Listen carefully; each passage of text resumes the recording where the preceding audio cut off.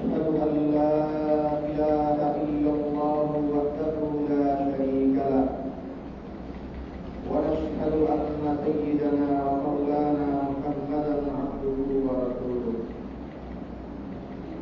صلى الله عليه وعلى آله وأصحابه وبارك وسلم. أما بعد فأعوذ بالله من الشيطان الرجيم. بسم الله الرحمن الرحيم. يا أيها الذين آمنوا كتب عليكم الصيام كما كتب على الذين من قبلكم لعلكم تتقون. وعن أبي هريرة رضي الله تعالى عنه أن رسول الله صلى الله عليه وسلم قال: إذا كان أول ليلة من شهر رمضان سفلت الشياطين ومرضت الجن وغلقت أبواب النار فلم يفتح منها باب وفتحت أبواب الجنة فلم يغلق منها باب وينادي مناد: يا باغي الخير أقبل ويا باغي الشر أقصر ولله عتقاء من النار وذلك كل ليلة أو كما قال النبي صلى الله عليه وسلم. اللهم صل على محمد وعلى آل محمد كما صليت على إبراهيم وعلى آل إبراهيم إنك حميد مجيد. اللهم بارك على محمد وعلى آل محمد كما باركت على إبراهيم وعلى آل إبراهيم إنك حميد مجيد. سبحانك لا علم لنا إلا ما علمتنا إنك أنت العليم الحكيم. মহান আল্লাহ পাক রব্বুল আলামিনের দরবারে আমরা অসংখ্য শুকরিয়া জ্ঞাপন করছি, যিনি আমাদেরকে পবিত্র মাস মাহে রমজানের প্রথম জুমাবার জুমার নামাজ আদায়ের জন্য পবিত্র ঘর মসজিদে আসা তৌফিক দান করেছেন। আলহামদুলিল্লাহ। মুহতারাম হাজিরিন, পবিত্র রমজান মাস আমাদের মধ্যে ইতিমধ্যেই প্রবেশ করেছে। রমজান মাস আসলে আমাদের ধর্মীয় অঙ্গনগুলো, আমাদের এই মুসলিম সমাজের মানুষের মধ্যে ধর্মীয় একটা অনুভূতি কাজ করে। সেই অনুভূতি কাজ করে যার প্রেক্ষিতে আমরা মানুষদেরকে আল্লাহমুখী হতে দেখি, লোকজনকে মসজিদ মুখ হতে দেখা যায়, ইবাদত বন্দেগীর প্রতি মানুষদেরকে ধাবিত হতে বেশি করেই দেখা যায়। এই কারণে মানুষের মধ্যে আগ্রহ, মানুষ জানতে চায় রমজান মাসে আমরা কি করব। রমজান মাসে শ্রম পালন করার পাশাপাশি এই সিয়াম যেটা সেটা তো আমরা করি, এর সাথে সাথে অনেক ইবাদত করার প্রতি আমাদের মানুষদের মধ্যে একটা আগ্রহ তৈরি হয়। তো এই কারণে রমজান মাস কেন্দ্রিক কি করব, কি করণীয়, এই বিষয়ে যথেষ্ট লম্বা আলোচনা আমরা আগে থেকেই করে আসছি। রমজান মাসে সবচেয়ে প্রধান যেই কাজ, সেই কাজগুলির মধ্যে সর্বাগ্রে যেটা থাকবে সেটা হলো রমজান মাসে রোজা রাখা। রমজান মাসে রোজা রাখা এটা হলো এই মাসের যে ফজিলত, সেই ফজিলতের জন্য সবচেয়ে বেশি উজ্জ্বলমান যে বিষয়টার কারণে, সেটা হলো এই রমজান মাস আসলে আমরা প্রত্যেকেই রোজা রাখবো, রোজা পালন করব। রোজা কাকে বলে? রোজা মানে হলো বিরত থাকা, তিনটা জিনিস থেকে বিরত থাকা, সাথে চতুর্থ আরেকটা জিনিস শর্ত। শর্ত হলো নিয়ত করা। নিয়তের সহিত ইমসাক আনিল মুফতিরাতিস সালাসা, যেই তিন জিনিস মানুষের রোজা ভাঙিয়ে দেয়, এই তিনটা জিনিস থেকে আমরা বিরত থাকবো নিয়ত সহকারে। তিনটা জিনিস, এক নাম্বার হলো কোনো কিছু খাওয়া, দুই নাম্বার কোনো কিছু পান করা, এবং তিন নাম্বার স্ত্রীর সংস্পর্শে যাওয়া। এই তিনটা বিষয় থেকে বিরত থাকা, সাথে নিয়ত সহ, এটা হলো রোজা। আল্লাহ পাক রব্বুল আলামিন কোরআনে কারিমে এই জিনিসটা আবশ্যক করে দিয়েছেন, বলছেন ইয়া আইয়ুহাল্লাযীনা আমানু কুতিবা আলাইকুমুস সিয়াম, সিয়াম তোমাদের উপর অবধারিত করে দেওয়া হয়েছে, কামা কুতিবা আলাল্লাযীনা মিন ক্বাবলিকুম। এই সিয়াম যেটা, এটা খুবই গুরুত্বপূর্ণ, এত গুরুত্বপূর্ণ একটা বিষয় যে এটার গুরুত্বের কারণে এটা এমন এক ইবাদত যে ইবাদতটা অন্যান্য জাতির উপরেও ছিল। অন্য যে সকল জাতি আছে, নবী সাল্লাল্লাহু আলাইহি ওয়াসাল্লামের আগমনের পূর্বে যে নবীগণ ছিলেন, সেই নবীগণের উম্মতের উপরেও এই সিয়াম, রোজা রাখা যেটা, এটা অবধারিত ছিল। অবধারিত থাকার ইতিহাস আমরা আপনাদের সামনে আগেও অনেক পেশ করেছি। যখন মুহররম আসে তখন আমরা আপনাদের কাছে আলোচনা করেছি আশুরা বিষয়ে। ইহুদিরা আশুরা দিবসে রোজা রাখতো। নবী সাল্লাল্লাহু আলাইহি ওয়াসাল্লাম মদিনায় যাওয়ার পরে যে ইতিহাসটা উদ্ঘাটন করেছেন উনি, তারা মুসা আলাইহিস সালামকে আল্লাহ পাক রব্বুল আলামিন যেহেতু ফেরাউনের কবল থেকে নাজাত দিয়েছিলেন, এই প্রেক্ষিতে আশুরা দিবসে তারা রোজা রাখত। রোজা রাখার পদ্ধতিটাও ভিন্ন ছিল, সময়টা ভিন্ন ছিল, সময়ের পাশাপাশি রোজার প্রক্রিয়া পদ্ধতিটাও ভিন্ন ছিল। রোজা রাখাটা আমাদের মতো আমরা রোজা রাখলে শুধু এই তিনটা কাজ না করলেই আমাদের চলে, কিন্তু ওই সময়ে সেই উম্মতের জন্য রোজা রাখলে কথাবার্তা বলা পর্যন্ত নিষিদ্ধ ছিল। মারিয়াম আলাইহিস সালামের গর্ভে যখন ঈসা আলাইহিস সালাম ভূমিষ্ঠ হলেন, তখন লোকজন বাবা ছাড়া সন্তান কোত্থেকে পেলে তুমি, এই প্রশ্ন করতে পারে। আল্লাহ পাক রব্বুল আলামিন বলে দিয়েছেন, তুমি বলে দিও যে ইন্নী নাযারতু লির-রাহমানি সাওমান ফালান নুকাল্লিমা আল-ইয়াওমা ইনসিয়্যা, আমি তো রহমানের জন্য রোজা পালনের নিয়ত করেছি, নজর করেছি, মানত করেছি, এখন তো আমি তোমাদের সাথে কথা বলতে পারবো না। পদ্ধতিটাও ভিন্ন ছিল, সময়টাও ভিন্ন ছিল, বাকি মূল সিয়াম যেটা রোজাটা, এই রোজার এই দিনটা অন্য উম্মতের মধ্যেও ছিল। আল্লাহ পাক রব্বুল আলামিন এটাই বলছেন, এই রোজাকে তোমাদের জন্য অবধারিত করে দেওয়া হয়েছে। কিছু অবধারিত করার পাশাপাশি কিছু ছাড় আছে। ছাড়গুলিও কোরআনে কারিমের মধ্যে আল্লাহ পাক রব্বুল আলামিন বলছেন, মান কানা মিনকুম মারিদান আও আলা সাফারিন ফাইদ্দাতুম মিন আইয়ামিন উখরা। তোমাদের মধ্যে অনেকেই অসুস্থ থাকতে পারে, অসুস্থতার সংখ্যাটা একটু দীর্ঘ। অসুস্থ মানে যে অসুস্থতা দিনদার অভিজ্ঞ ডাক্তাররা যদি বলে যে এই অসুস্থতার কারণে শারীরিক ক্ষয়ক্ষতির সম্মুখীন হওয়া লাগতে পারে, এই ধরনের অসুস্থতা। এবং নিজস্ব অসুস্থতার বাহিরেও একটা পদ্ধতি আছে, যারা অন্তঃসত্ত্বা মহিলা অথবা নতুন বাচ্চা হয়েছে এমন মহিলা, যাদের বাচ্চারও ক্ষতি হতে পারে, দুধ পান করাতে পারছে না, এই ধরনের সমস্যার সম্মুখীন হতে হয়, এবং মহিলাদের জন্য নিজে অসুস্থ না হলেও বাচ্চার জন্য হলেও রোজা রাখতে পারে। তো এই হলো ছাড়গুলো। আরেকটা ছাড় আছে আলা সাফারিন, যদি কেউ সফর করে, কোথাও সফর করে, মানে 78 বা 86 দুইটা মত আছে, মোটামুটি 80 কিলোমিটারের মধ্যে যদি কেউ সফর করার নিয়ত করেন এবং সেই সফর করলে রোজা না রাখলেও ওনার এই এখতিয়ার আছে। মূলত এই এখতিয়ারটা ওই সময়ে খবরটা একটু কষ্টকর ছিল, আমাদের এখনকার খবর সেই তুলনায় কষ্টকর না। এই জন্য বাকি অনুমতিটা এখনো আছে, কেউ যদি চান তাহলে অবশ্যই সফরের কারণে রোজা ভাঙতে পারে। তো এই কারণে রোজাগুলি ভাঙলে সেই রোজাগুলি পরবর্তীতে আবার কাজা করতে হবে। ফাইদ্দাতুম মিন আইয়ামিন উখরা, অন্য দিনগুলিতে সে রাখবে। আরেকটা কথা আছে মাঝখানে, যারা রোজা তো অসুস্থতার কারণে রাখতে পারছেনই না এবং তাদের বয়োবৃদ্ধ, যেই কারণে মনে হচ্ছে যে এখন তো রোজা রাখতে পারছেন না এবং সম্ভবত মনে হয় না উনি আর রোজা রাখার মতো সুস্থ হতে পারবেন, যে বিষয়টা এমন দাঁড়ায়, তাহলে ফিদিয়া প্রদান করবেন। ফিদিয়া প্রদান মানে প্রতিটা রোজার জন্য একটা ফিদিয়া।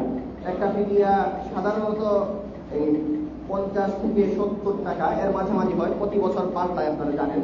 এই প্রতি বছরই এই গম, আটা, চাল, খেজুর, পনির ইত্যাদির মাধ্যমে ফিদিয়া হয়। এগুলির দ্রব্যমূল্য যেহেতু উঠানামা করে, এই কারণে যেই দিনের রোজা আপনি ভাঙবেন সেই দিনের দরদাম অনুযায়ী ফিদিয়া দিতে হবে। সাধারণত 70 টাকার মতো কেউ দিলে আমরা আশা করি প্রতি বছরই হয়ে যায়। 70 টাকার উপরে ফিদিয়া সাধারণত যায় না। তো ফিদিয়া দিবেন এমন লোকরা যারা রোজা রাখতে তো পারছেন না অসুস্থতার কারণে, এবং রোজা রাখার মতো সুস্থ হয়ে যাবেন এই ধরনের আশাও করা যায় না, এমন হয়।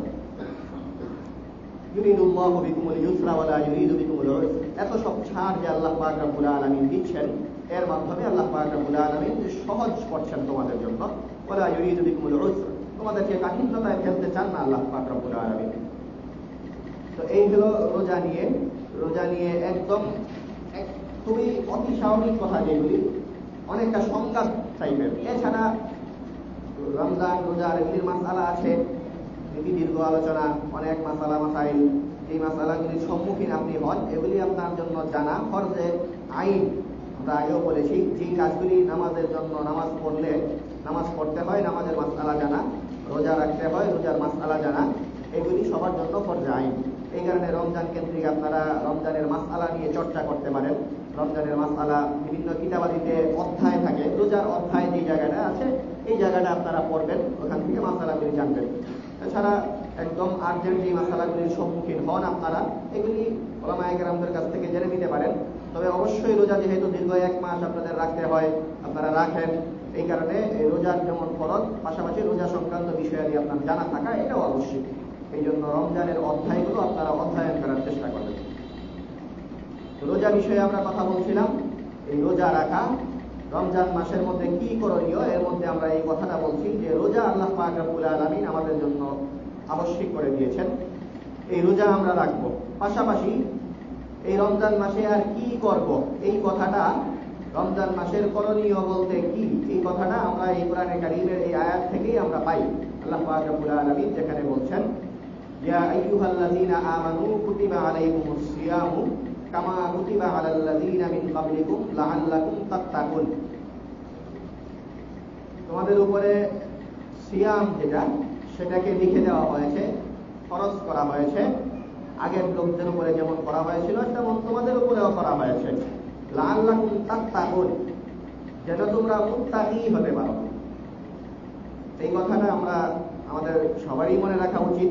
রমজানের করণীয় কি, সেটা হলো মুত্তাকি হওয়া।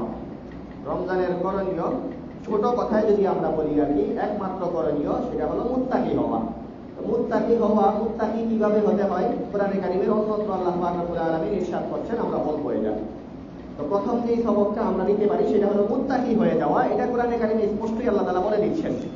রমজানের রোজা, রমজান মাসে যে রোজা যে ফরজ করা হয়েছে, এই রোজা ফরজ করা কেন করা হয়েছে এটা আল্লাহ তাআলা বলে দিচ্ছেন, তোমরা মুত্তাকি হওয়ার সুবিধার্থে, তোমরা যেন মুত্তাকি হয়ে যাও, এই কারণে এই কাজটা করছেন আল্লাহ তাআলা তোমাদের মুত্তাকি হওয়ার সুবিধার্থে তোমাদের উপরে রোজা ফরজ করে দিয়েছেন। রমজান মাস আসলে, মুত্তাকি কথাটা আমরা বলছি একটু পরে, রমজান মাস আসলে রমজানের ফজিলত বিষয়ে কিছু কথা আমরা বলি। রমজান মাস আসলে মুত্তাকি হওয়া, এটা একটু সহজ করে দেন আল্লাহ পাক রব্বুল আলামিন। মুত্তাকি হবে কিভাবে সেটা তো বলছেনই, পাশাপাশি আল্লাহ পাক রব্বুল আলামিন নবী সাল্লাল্লাহু আলাইহি ওয়াসাল্লামের মাধ্যমে আমাদের জানাচ্ছেন যে মুত্তাকি হওয়ার পথগুলি সহজ। কারণ রমজান মাস যদি আসে তাহলে কিছু কাজ হয়, আল্লাহ পাক রব্বুল আলামিন পরিবেশটাকে সুন্দর রাখার একটা বন্দোবস্ত করেন। সেই পরিবেশটা কিভাবে সুন্দর রাখেন, নবী সাল্লাল্লাহু আলাইহি ওয়াসাল্লাম বলছেন, ইযা কানা আউয়ালু লাইলাতিন মিন শাহরি রমাদান, যখন রমজানের প্রথম রজনী এসে পড়ে, মানে রমজান ঢুকে যায়, তখনই সুফিরাতিশ শায়াতিন ওয়া মারাদাতুল জিন, শয়তানগুলোকে আর দুষ্ট জিনগুলোকে, এই সবগুলোকে বন্দী করে ফেলা হয়। এটা রমজান আসার সাথে সাথেই প্রথম রাত থেকে এই কাজটা আল্লাহ তাআলা করে ফেলেন। এবং আরো কিছু জান্নাতি আবহ তৈরি করে দেন আল্লাহ তাআলা, সেটা হলো ওয়া গুল্লিকাত আবওয়াবুন নার, জাহান্নামের যে দরজাগুলো আছে সেই দরজাগুলো বন্ধ করে দেওয়া হয়, একদম ভালোভাবেই বন্ধ করা হয়। ফালাম ইউফতাহ মিনহা বাবুন, একটা দরজাও খোলা থাকে না। জাহান্নামের দরজাগুলো বন্ধ করে দেওয়া হয় এবং একটা দরজাও তখন খোলা থাকে না। এবং ওয়াফুতিহাত আবওয়াবুল জান্নাহ, জান্নাতের যে দরজাগুলো আছে সবগুলি খুলে দেওয়া হয়। ফালাম ইউগলাক মিনহা বাবুন, এবং একটা দরজাও আর বন্ধ থাকে না জান্নাতের, সবগুলি খুলে দেওয়া হয়। এই হলো পরিবেশ, একটা পরিবেশ তৈরি করা হয়, সুন্দর একটা পরিবেশ। যে পরিবেশে আমরা দেখি যে অন্যান্য সময়ের চেয়ে এই সময়ে মানুষ ইবাদতের প্রতি আগ্রহ তৈরি হয়, মসজিদ মুখে মানুষ বেশি করে হয়। এই যে এই পরিবেশের একটা রিঅ্যাকশন হলো এটা, যে মানুষগুলি ইবাদতমুখী হয়। সাথে সাথে এই পরিবেশটা আল্লাহ তাআলা তৈরি করে দেওয়ার সাথে সাথে আল্লাহ তাআলা নিয়মিত লোকজনকে ডাকতে থাকেন ওয়াইনাদি মুনাদিন, একজন আহ্বায়ক আহ্বান করতে থাকে, তোমরা যারা এই খারাপ কাজে লিপ্ত ছিলে এতদিন পর্যন্ত, ইয়া বাগিয়াল, শুরুতে তোমরা যারা ভালো কাজ করতেছিলে, ভালো কাজে যারা অভ্যস্ত, ইয়া বাগিয়াল খাইরি আকবিল, তোমরা এটা কন্টিনিউ করো, চালিয়ে যাও। তোমরা যারা ভালো কাজ করতে আছো তোমরা এটা চালিয়ে যাও। আর যারা মন্দ কাজে লিপ্ত ছিলে এতদিন পর্যন্ত, রমজানের প্রথম রাত থেকে এই ঘোষণা শুরু হয়ে যায়, এতদিন যারা তোমরা ভালো মন্দ কাজে লিপ্ত ছিলে, ওয়া বাগিয়াল শাররি আকসির, তোমরা এবার এই মন্দ কাজ বন্ধ করে দেবো। তোমাদের জন্য সুন্দর একটা ফুরসত এসেছে, সুন্দর একটা সুযোগ এসেছে আল্লাহ তাআলার কাছে নৈকট্য অর্জন করার। তোমরা এখন খারাপ কাজগুলি ছেড়ে দাও। কারণ ওয়ালিল্লাহি উতাকাউ মিনান নার,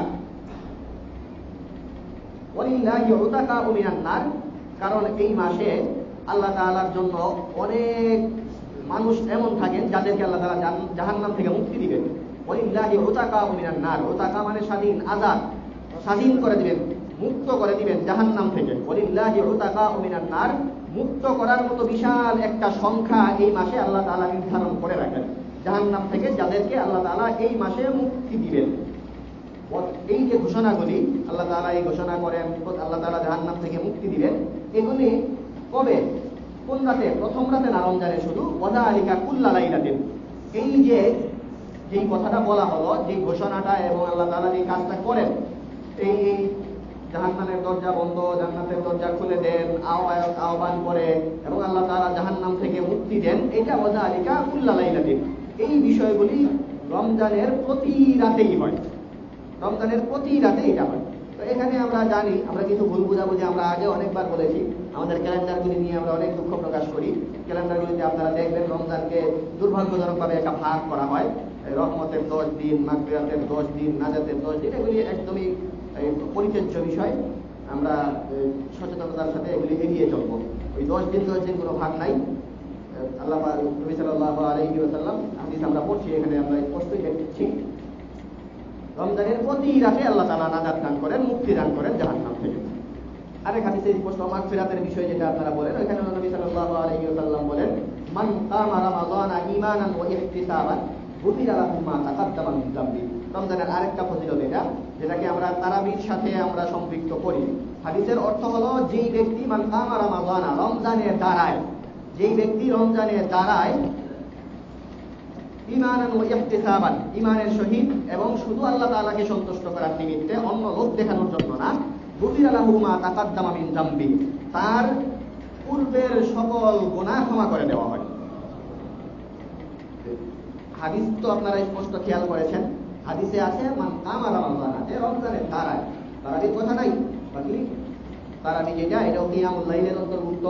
মুহাদ্দিসিনে কেরাম এই হাদিসের ব্যাখ্যায় তারাবির কথা বলেন এবং সাহাবায়ে কেরাম থেকে তারাবি নিয়মিত এই পরে আসার রেওয়াজ সুন্নতে মুআক্কাদা এটা জারি আছে। এই জন্য এই হাদিসের প্রয়োগ ক্ষেত্র, সুন্দর প্রয়োগ ক্ষেত্র তারাবিটা হতে পারে, বাকি হাদিসে তারাবির কথাটা নেই, তবে অবশ্যই প্রয়োগ ক্ষেত্র সবার মতেই তারাবি। তো এই জন্য তারাবির প্রতি আমরা মনোযোগী হতে পারি। রমজানের মধ্যে, করণীয়ের মধ্যে আমরা এটা পেলাম। তো এখানে যে কারণেই প্রসঙ্গটা তুলেছি সেটা হলো গুফিরা লাহু, মাগফিরাত দেওয়া হয়, মাফ করে দেওয়া হয়। যেই ব্যক্তি রমজানে দাঁড়াবে, রমজানে কিয়ামুল লাইল করবে, তাকে তার জন্যই মাগফিরাত অবধারিত। মাঝখানের 10 দিন এই ধরনের কোনো কথা নেই। একটা হাদিসে আছে, যে হাদিসটা আপনারা আমি শুনছি অনেকদিন যাবত আসরের পরে আপনারা তালিম করছেন, এই হাদিসটা মুহাদ্দিসিনে কেরাম বলেন মুনকার। মুনকার মানে এই হাদিসটা বয়ান করা যাবে না এই পর্যায়ে, মানে যে হাদিস বলা যায় না, এই হাদিস পরিত্যাজ্য, এই হাদিস আলোচনার যোগ্য না। এই হাদিসে আছে ওহুয়া শাহরুন আউয়ালুহু রাহমা ওয়া আওসাতুহু মাগফিরা ওয়া আখিরুহু ইতকুন মিনান নার। এটা এমন এক মাস যেই মাসের প্রথম দশক রহমতের, মাঝের দশক হলো মাগফিরাতের, শেষ দশক হলো জাহান্নাম থেকে মুক্তির। এই হাদিস, এটা হাদিসই, হাদিস মানে লোকজন হাদিস হিসেবে বলে বেড়ায় আর কি, আসলে এটা হাদিস না। আমাদের ফাজাইলে আমলেও এটা আছে, ফাজাইলে আমলে কিছু এই পরিত্যাজ্য বিষয়ে দুর্ভাগ্যজনকভাবে জায়গা পেয়ে গেছে, এই হাদিসটা এর মধ্যে অন্তর্ভুক্ত। এরপরে রমজানের ফজিলত বিষয়ে আমরা বললাম, রমজানে এই কাজগুলি করা হয়। আরো কিছু কাজ আমরা মনে করি করা হয়, যেমন এটা আসলে কোনো ভিত্তি নাই, আমরা মনে করি রমজান মাস আসলে মনে হয় এই, এটার সাথে আমাদের অবশ্য কোনো সম্পর্ক নাই, এটা মৃত্যু পরবর্তী জীবনের বিষয়।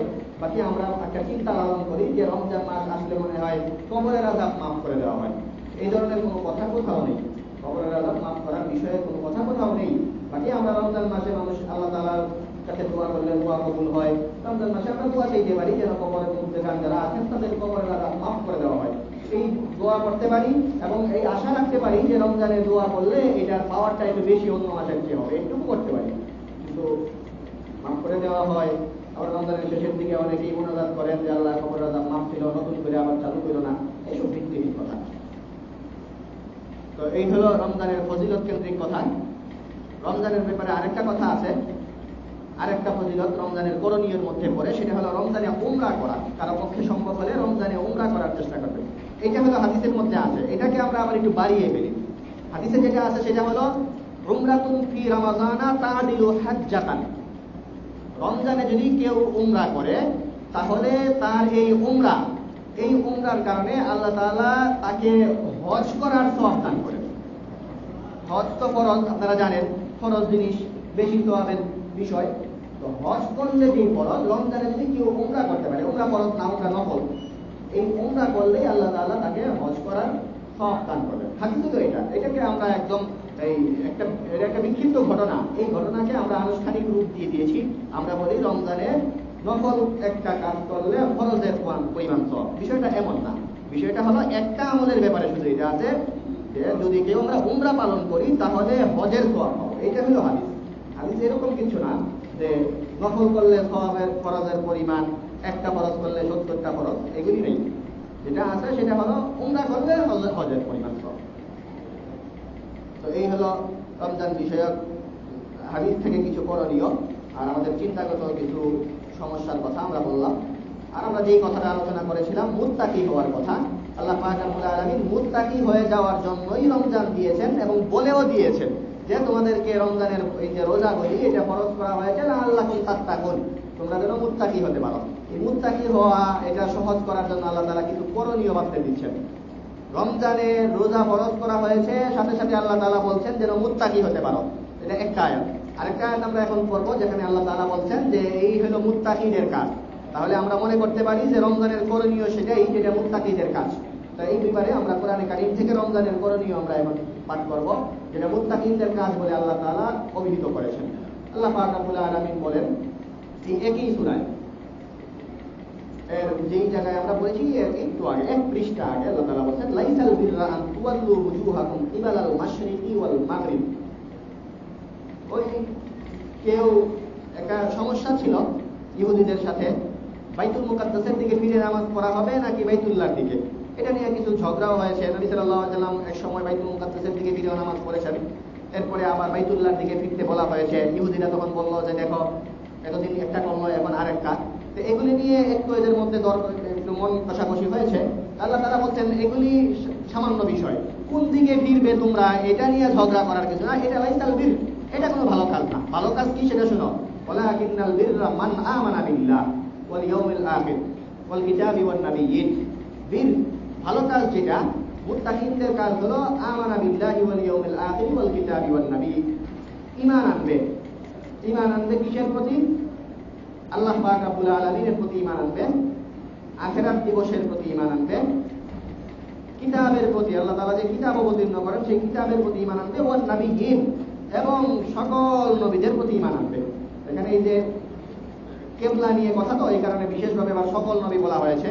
আগেকার লোকজন তারা এক একজন নিজেদের নবীকে মানত, অন্য নবীকে মানতে চাইতো না, এই কারণে বলা হচ্ছে।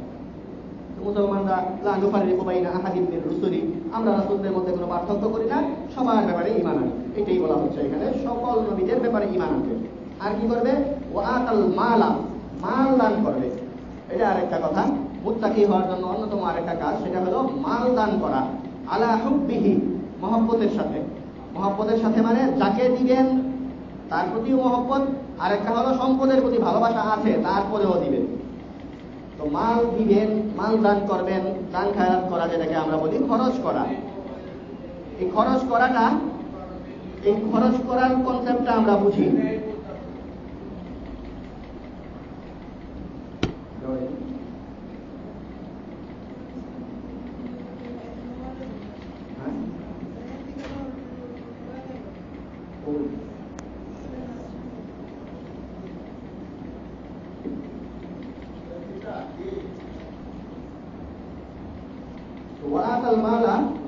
সম্পদ দান করবে তোমরা, সম্পদ দান করা এটা একটা ভালো কাজ, এটা মোটামুটি আমরা সবাই বুঝি। তো সম্পদ দান করার সাথে এই মুত্তাকি হওয়ার জন্য রমজান মাসে আল্লাহ পাক রব্বুল আলামিন রোজা দিয়েছেন মুত্তাকি হওয়া, তাকওয়া অবলম্বন করা যেন সহজ হয়ে যায়। তাকওয়া অবলম্বন সহজ হয়ে যায় মানে রমজান মাসের এই যে কাজটা, এটা এমন একটা কাজ যে এইখানে আমরা সবাই এটা করি। মনে করেন আপনার সামনে খাবার প্রস্তুত, এমন পরিস্থিতি যে আপনি খালে এই খাবার যদি গ্রহণ করেন, আপনার ক্ষুধাও আছে, এই খাবার গ্রহণ করলে কেউ দেখবেও না, এই খাবার গ্রহণ করলে কেউ দেখবে না। এই খাবার গ্রহণ করাটা, সময়ের আগে এই খাবার গ্রহণ করাটা একটা অপরাধ। আপনি এটা বুঝছেন যে এটা অপরাধ, কিন্তু ব্যাপারটা হলো এরকমও হয় অনেক সময় যে এই খাবার যদি আমি গ্রহণ করে ফেলি কেউ টেরও পাবে না, মানুষের মধ্যে কেউ এটা আশা করতে পারবে না, এমন পরিস্থিতিতেও আমরা খাবারটা গ্রহণ করি না। এটা আমরা মোটামুটি সবাই করি।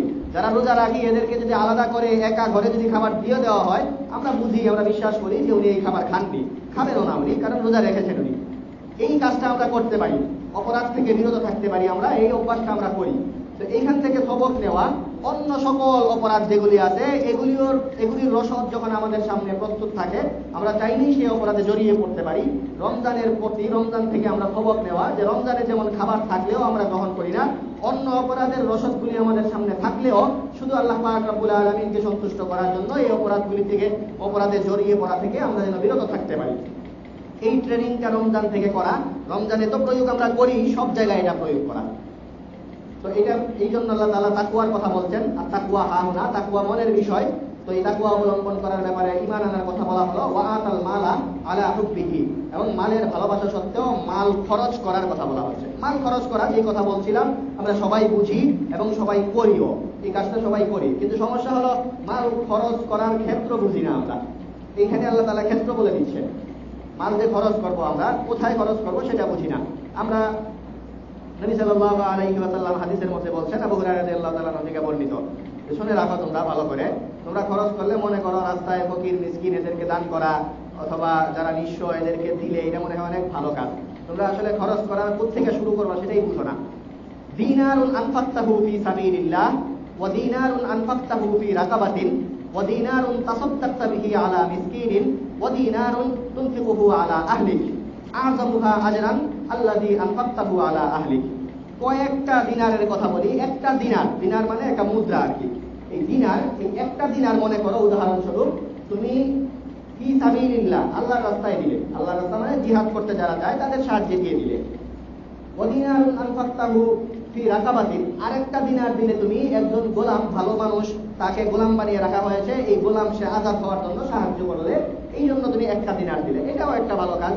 আরেকটা ওয়া দিনারুন তাসাদ্দাকতা বিহি আলা মিসকিনিন, একজন মিসকিনকে, একজন নিঃস্বর উপরে তুমি দান করলে একটা দিনার, এটা বললে। আরেকটা কাজ তুমি করলে, সেটা হলো ওয়া দিনারুন আনফাকতাহু ফি আলা আহলি, আরেকটা দিনার সেটা হলো তোমার ছেলে মেয়ে, তোমার বউ বাচ্চা যারা, এরা বলতে যে রমজান মাস আসছে, সামনে ঈদ আসতেছে, আমাদের নতুন জামা কাপড় দরকার, ভালো কাপড়, এই রমজানে একটু ভালো খাওয়া দাওয়ার জন্য আমাদের বন্দোবস্ত, এই খাতে তুমি খরচ করলে, তাদের কাপড় চোপড় কিনা দিলে, অথবা তাদেরকে খাবার দাবারের জন্য আলা আহলি, পরিবারের উপরে খরচ করলে। এই যে কয়েকটা কথা বললাম, তোমরা তো বুঝো না কোনটায় সওয়াব বেশি। আযমুহা আজরান আল্লাযী আনফাকতাহু আলা আহলি, এর মধ্যে সবচেয়ে বেশি সওয়াবের কাজ হলো সর্বশেষ যেটা, তোমার পরিবারের জন্য যেটা খরচ করলে সেটা। তো এই হলো শুরু। এটা আমরা হাদিস বললাম, এই আয়াতের ভূমিকা শুরু। এই আয়াত, এবার আয়াতে আসি। আয়াতে আল্লাহ তাআলা এটাই বলছেন, আতাল মালা আলা হুব্বিহি যাবিল কুরবা, তারা সম্পদ, মাল খরচ করে সর্বপ্রথম আত্মীয় এবং পরিবারের মাঝে, যাদের সাথে রক্তের সম্পর্ক আছে তাদের মধ্যে আগে খরচ করে, এরপরে আলা হুব্বিহি যাবিল কুরবা, এরপরে ওয়াল ইয়াতামা, পরবর্তীতে ইয়েতিমদেরকে, ওয়াল মাসাকিন ওয়াবনাস সাবিল ওয়াসাইলিন ওয়া ফির রিকাব, এরপরে ইয়েতিমদেরকে, নিঃস্বদেরকে, আল্লাহর রাস্তায় যারা জিহাদ করতে যায় তাদেরকে, এবং যারা আর রিকাব, এটা এখন নাই, গোলাম আজাদের জন্য সহযোগিতা শুরু, এগুলিও খরচ করে। তবে সর্বাগ্রে হলো পরিবারের উপরে খরচ করে। এটা হলো মুত্তাকি হওয়ার সুযোগ। والسائلين وفي الرقاب وآتى المال على حبه ذوي القربى واليتامى والمساكين والسائلين وفي الرقاب وأقام الصلاة وآتى الزكاة, এবং তারা আরো কাজ করে, সালাত কায়েম করে, وآتى الزكاة, যাকাত প্রদান করে, সালাত কায়েম করে, যাকাত প্রদান করে। ওয়াল মুফুনা বিআহদিহিম ইযা আহাদু, কথার খেলাপ করে না, যখন কোনো ওয়াদা দেয় তখন সেই ওয়াদা বাস্তবায়িত করে। ওয়াস-সাবিরিনা বিল বাসাই ওয়াদ-দাররাই ওয়া হিনাল বাস, এবং তারা ধৈর্য ধরে ইস-সাররাই ওয়াদ-দাররা, ভালো কাজেও ভালো অবস্থায় যেমন ধৈর্যের পরিচয় দেয়, মন্দ অবস্থাতেও যখন তাদের অবস্থা একটু খারাপ থাকে তখনও ধৈর্যের পরিচয় দেয়। উলাইকা আল্লাযীনা সাদাকু ওয়া উলাইকা হুমুল মুত্তাকুন, এরাই সত্যবাদী আর এরাই হলো মুত্তাকিন। এই হলো মুত্তাকিন কারা। মুত্তাকিন হওয়ার জন্য কি কি করণীয় আল্লাহ তাআলা এখানে বাতলে দিচ্ছেন। আমরা বাকি বিষয়গুলো নিয়ে পরবর্তীতে কথা বলবো। আল্লাহ পাক রব্বুল আলামিন আমাদেরকে এই রমজান কেন্দ্রিক রমজান মাসে তাকওয়া অবলম্বন করা এবং তাকওয়া অবলম্বন করার যে পদ্ধতিগুলি আছে এগুলি জেনে এগুলি ইখতিয়ার করার তৌফিক দান করুন। ওয়া আখিরু দাওয়ানা আলহামদুলিল্লাহ।